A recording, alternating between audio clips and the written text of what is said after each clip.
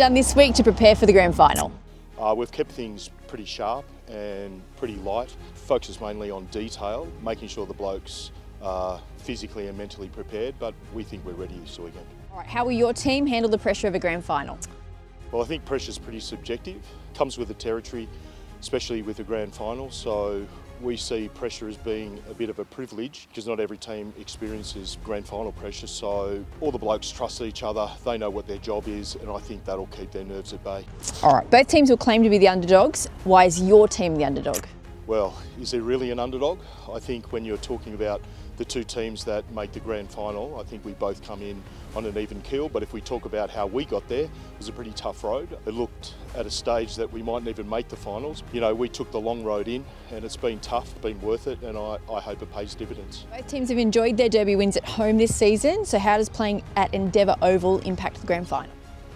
Look, it's their patch, so I think they'll draw some confidence from it. As far as we're concerned, we treat every ground as exactly the same. So we look at playing wherever we have to and just looking at getting the job done. So who in your team has impressed you this season and why? Always the toughest question. Hate singling guys out. I think it's genuinely hard to single one player out, but I think you've got players in our back line like Harry Cookler.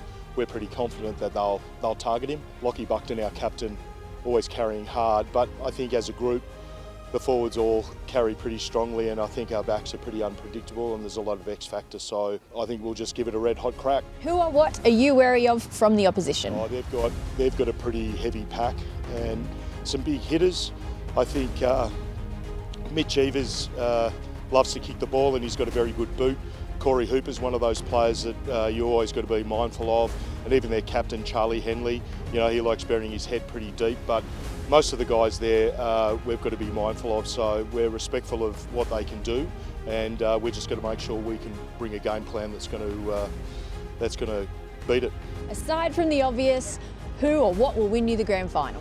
Well, I think it's hard to be your best all of the time, but in grand finals you just have to be your best when it matters. So we'll just play the game that we've been playing right throughout the season, and hopefully it'll get us through.